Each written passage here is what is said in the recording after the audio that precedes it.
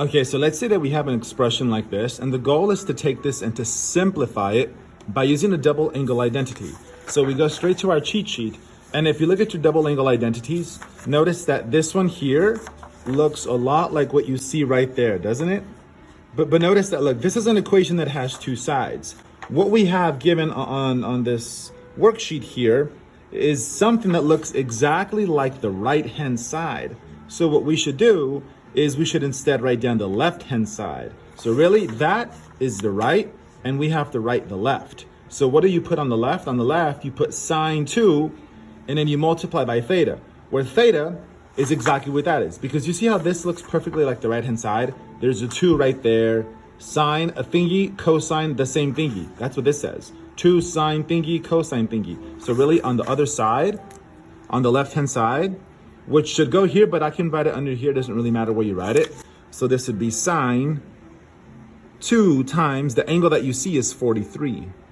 Put parentheses, and then 2 times 43 is, was that 86 degrees? And we're done. Because look, this here, it does look simpler than that. And the goal was to simplify. There it is. So now down here, so notice that what we have is it's still the same category, double angle. And if you compare what you have here to our little cheat sheet, notice that that looks a lot like the right-hand side of tangent 2 theta. So what we have looks exactly like the right-hand side. So we should write down the left-hand side. And just because it's on the left doesn't mean it has to stay on the left. You could put the left on the right. So for instance, you could just put it on this side. And it should be tangent 2 times the angle that you see in the original. The angle is 19. So I'm gonna go tangent 2 times 19. So I'm gonna go tangent 2 times 19, parentheses, and then 2 times 19 is 38. So put parentheses if you want. Final answer. Now let's see here what's going on here. Here they want sine, cosine, and tangent of 2 theta, 2 theta, 2 theta, given this here. Look, we need a picture. For an exercise like this, you want a diagram. And they tell us that the angle theta is in quadrant 1. So what we do is we go to quadrant 1, and in quadrant 1, your right triangles should always look like this. Picture theta there. That's what it should always look like in quadrant 1. We're given this piece of information. Cosine theta equals 4/5. But remember, based on SOHCAHTOA, that cosine is adjacent over hypotenuse. The numerators are adjacent, and the denominator is hypotenuse. So this is your adjacent, and this is your hypotenuse. Now remember, if you have an angle here, across from you, this would be your opposite. This is always the hypotenuse, the one that's the longest one. And then this would have to be adjacent, process of elimination. Every right triangle has 3 labels. Hypotenuse, opposite, adjacent. The hypotenuse is the king, the longest one. Hypotenuse is opposite your angle, and in process of elimination reveals that this is the adjacent. Now, dropping these numbers. 4 is the adjacent, and then the opposite is, I don't know, because this says hypotenuse, and the 5 is the hypotenuse right there. But you know what we need? We really need this guy right here. We really need that. So let's go Pythagorean theorem. A squared plus b squared equals c squared. Where a and b are the legs in any order. It doesn't matter which one you plug in for a and b, it doesn't really matter. As long as c is the hypotenuse, which is this guy here, so that's 5. So I'm gonna drop in 4 for a and 5 for c. So that'd be 4 squared plus thingy squared equals 5 squared. So 16 plus b squared is 25. Why don't you take away 16 from 25? That's 9. And then you square root to get the square out of there. So b is 3.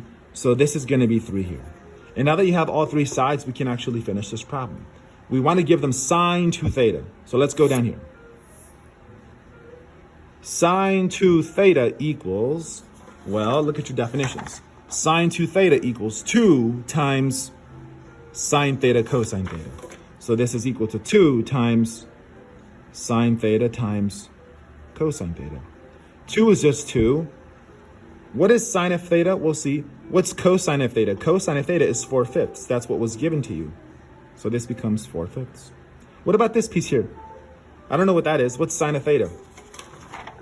Well, this is how you find sine of theta. Sine of theta equals a fraction. The opposite on top of the hypotenuse. So as a quick fact, maybe I can write down this fact right here. Sine of theta is opposite over hypotenuse. So the opposite is 3 and the hypotenuse is 5. That's why these labels come in clutch. So this is 3/5. And that necessary piece of information can now be dropped right here. And this is 3/5. And on a calculator, multiply these numbers out. And that should be with a 24 over 25, I believe.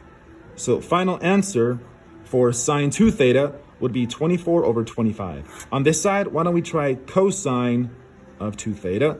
Well, based on your cheat sheet, cosine 2 theta is a number of things. Let's say that we use this one here. Cosine 2 theta equals cosine squared minus sine squared. So this would equal cosine squared theta minus sine squared theta. Let me write this down a little bit nicer. So this is the same as cosine theta squared minus sine of theta squared. And that's all right because we know what cosine is. Cosine is 4/5.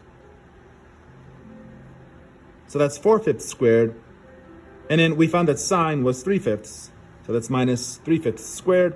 And of course, this is 16 over 25 minus 9 over 25. And then if you subtract these, you have a common denominator. That's convenient.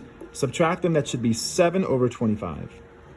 So that's it for sine 2 theta, cosine 2 theta. I'll let you play with tangent 2 theta with your exercise, but just note that tangent of 2 theta equals this here.